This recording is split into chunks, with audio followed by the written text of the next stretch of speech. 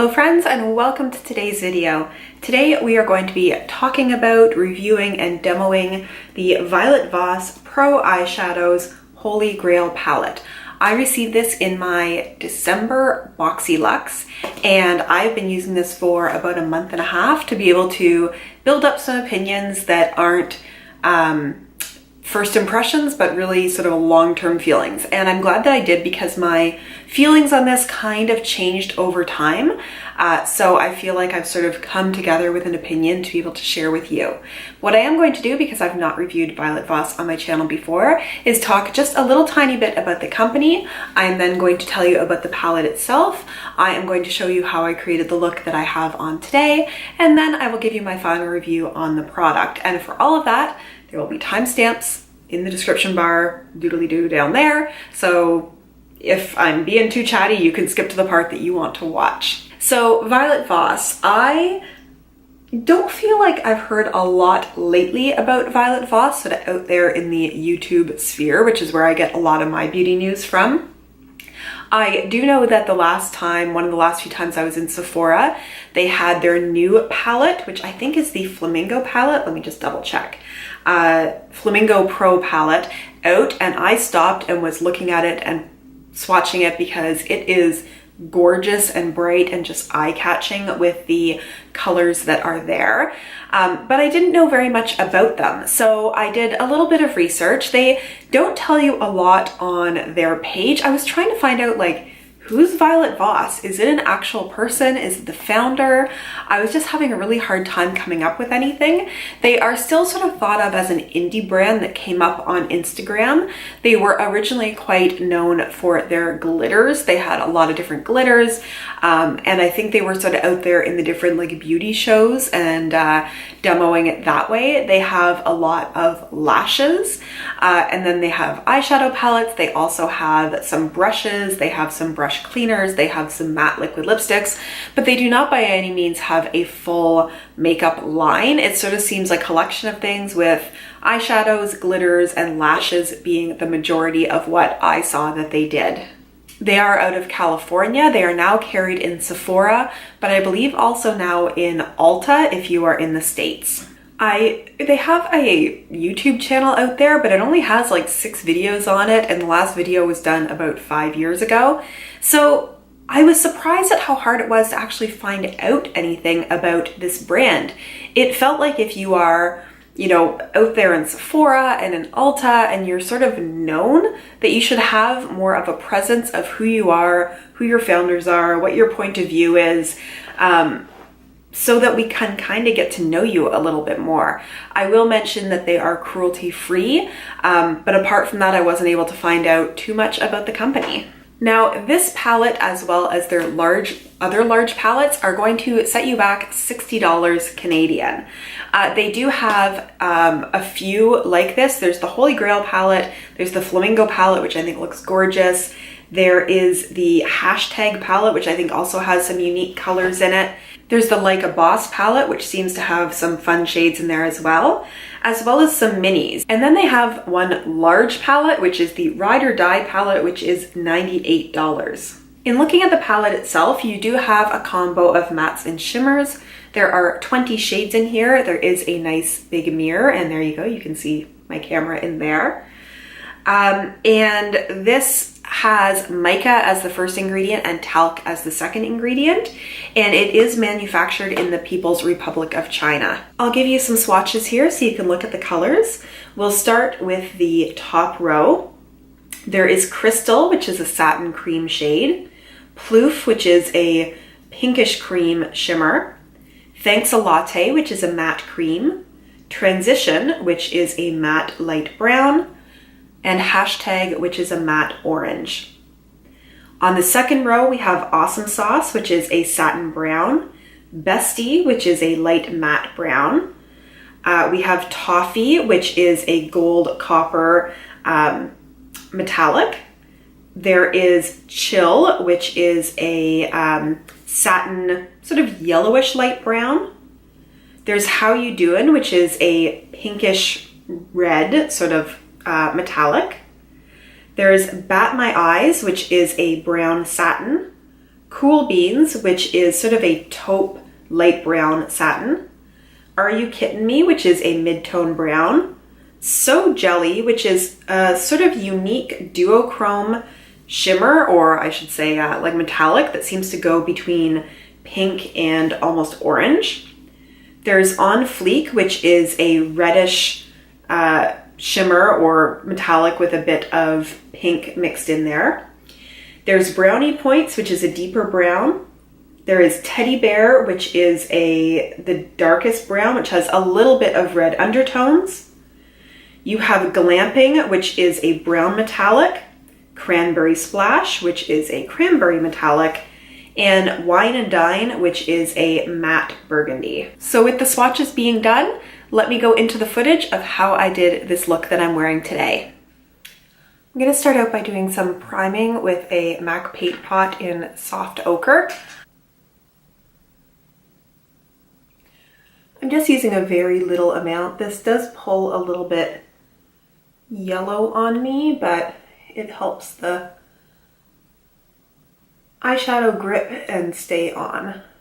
I'm going to do something that builds up a fair bit of transition color in the crease, because that will give me the opportunity to use the most shades and show you how they perform. So I'm going to start out by using a giant fluffy brush, like seriously, look at the size of that. And I'm going to start out with Thanks a Latte. It is just a matte cream color, and that one probably won't be visible, but it will, you know, sort of set everything down. So I'm just kind of putting that all over. Then I'm going into this matte brown shade here that's actually called Transition. Now I want to show you here that when you go into here, there is no kickoff at all. It's not dusty. You do need to sort of push it around in there to pick up some color on your brush.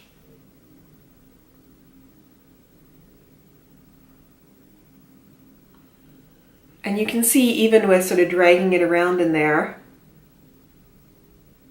it's not an overwhelming amount of color that it picks up.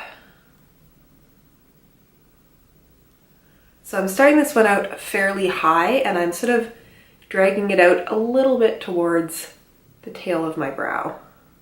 I'm then going to take another fluffy brush that is slightly smaller, and see, I would almost go into Bestie, but I can barely tell the difference between those two matte shades.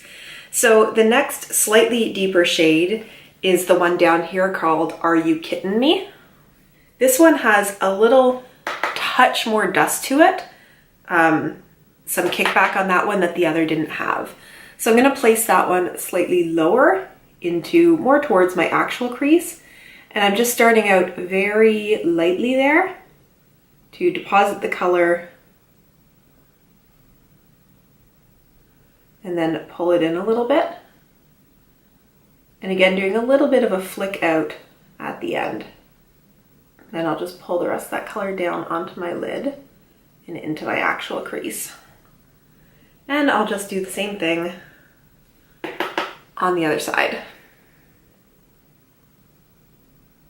So there we go. I've got some transition built up, and I think I want to use the orange and the burgundy shades in this because I feel like they're kind of the most interesting matte shades in the palette. So we're going to have a very warm orangey red look. So I'm going to take another fluffy brush. This one is fluffy but has a little bit more of a taper to it so that I can sort of be a little more precise. And I'm going to go into the orange shade over here, which is called Hashtag. Now that one does have, again, some kick up from it and goes onto the brush a little bit more, or picks up a little bit more color, I should say.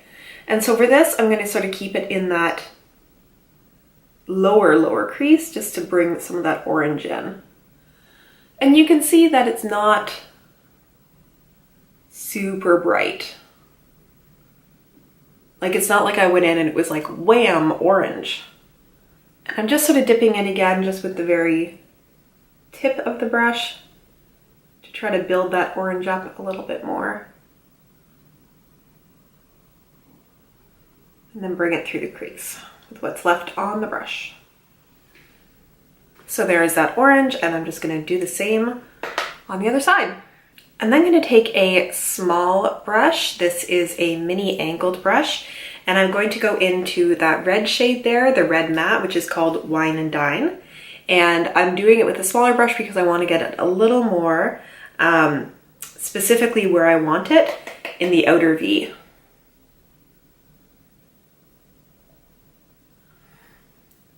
And again, I hope you can see that, like, this is the kind of color that you need to build up, not the kind that you need to be really worried about dipping your brush into too much. Now I've got that color down, I'm going to blend it with a different brush. I'm just going to take this little clean Luxie brush. It's a little bit fluffy as well. And I'm going to blend that just by dragging the red to the inside because I want to blend it, but I don't want it to end up out here. We have some very red eyes going on. Now I think it's time to play in some of the shimmers a little bit. I'm going to start out by putting On Fleek, which is this darker reddish pink shimmer in the middle of my lid, and then towards my inner corner I'm going to do So Jelly, which is kind of the closest to being an iridescent or duochrome shade. So I'm going to use a little flat brush here to pick them up. This is one of my Alamar brushes, and actually I'm going to start with the So Jelly because it's the lighter shade, and then I can just use the same brush.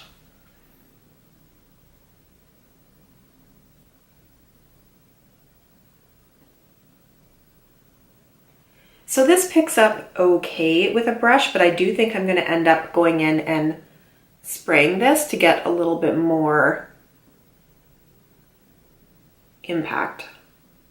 So I am going to spray my brush. I'm just using a little bit of Wet n Wild setting spray. And that gives it quite a bit more intensity. Next, I'm going to go into On Fleek, and for that one, I'm just going to use my finger. For the inner corner, I sort of need to use a brush. I have these sort of epithelial folds, and it makes it hard to get a finger into that space. But for the middle of my lid, I can just use my finger, and that honestly does the best with the shimmers. Now, I do feel that red on the outside, the Wine and Dine shade, is looking a little patchy right now, so I'm just going to build it up a touch more. There we go. I am going to do a little bit of shadow under my eye. So I just have this very tiny Luxie brush here. It's a mini flat angled brush. I don't know that I want to bring the red under my eye, so I might do some orange and then blend a little bit of brown into it. So I'm going into hashtag over there again, and I'll use that to bring underneath. There we go, and I'm just going to go in with a little bit of Ploof, which is a shimmer cream shade, or maybe a combo of Ploof and Crystal. And I'll just use the same little tiny brush here and just do a little bit of inner corner highlight. Okay, there we go. This look definitely needs some liner and some blush and some lipstick. I just wanted to get the eyes down before I started putting other colors on. So I will get all that done and be right back to show you the final look. And there we go. This is the finished look. So let me zoom you in so you can see. I actually really like the way this came together. I think the shimmers are really gorgeous. And I think that's what's making the look.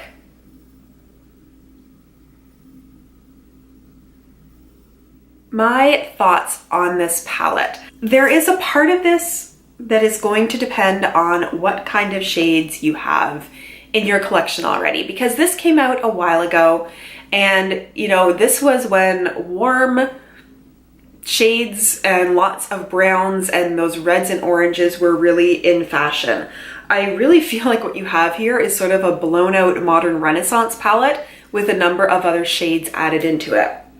So in terms of the actual palette, I would have loved to have received one of the other Violet Voss palettes because I think there are some interesting shades in there. This one didn't fire me up only because there's so many matte browns in here, and then other shades, like I said, that I have in other formulas. So probably a couple of the shimmers like So Jelly and On Fleek are interesting to me, but otherwise there's not a lot that's unique to me here. But that's specifically because of the shades that I already have. So Let's talk a little bit about formula.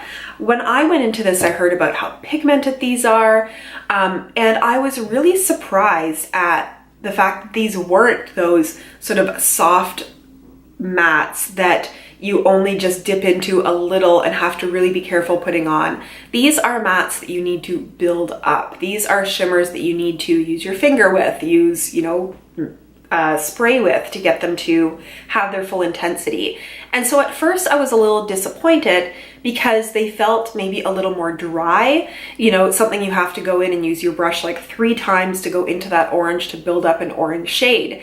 And I feel like we're so often sold the, something is so pigmented, look at the color payoff. It's just this like dense amount of color.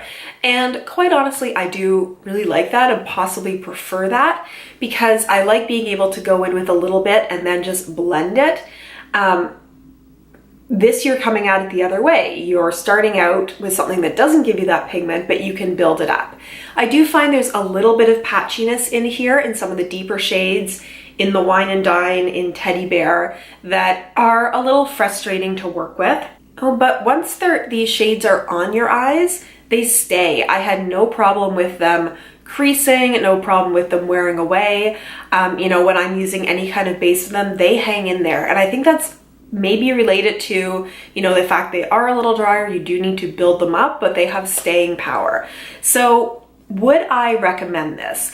I would say for this particular color range, if it was me, instead of spending the $60 on this, I would probably go and buy the Modern Renaissance palette because I think those ones are gorgeous and just perform really well and also have a number of other unique shades in there that aren't in here. I mean, I look at this and, these 3 shades, especially these 2 shades, are so similar and not that different in finish. And then Transition, Bestie, and Are You Kidding Me? Like those are so similar to each other. These 2 shimmers are so similar. You have these 2 dark browns, and I know they're different, but I just feel like there's a lot of repetition in here in these particular colors. So I guess what it comes down to is me saying that I wasn't so impressed with the color palette of these and the mix that's in here, the variety of them. But I don't mind the formula. However, you have to know going into it that it's not going to be those really high impact, soft shadows that you just touch into and then you can blend forever. You're going to have to build them up a little bit. It does mean that you get less fallout. I think I got a little bit of red fallout under this eye, but in general, in working with this palette, I've had no problems with that. You're not getting a bunch of pigment kicking up when you're using your brush in the palette, but you do have to build the shades up a little bit. So I hope this review was helpful to you. I would love to know what you think of this palette. It has super high reviews on Sephora. People really seem to love it. So I'd like to know what you think of it, especially if you received it in your BoxyCharm or other Violet Voss products that you've tried. Leave all of that in the comments down below. I do try to respond to every comment that I get as much as possible. I want to thank you guys for watching today. If you enjoyed this video, give it a thumbs up. If you've not yet subscribed, you can subscribe and then hit that bell button down there so you're notified when I post. And I look forward to seeing all of you in my next video. Bye.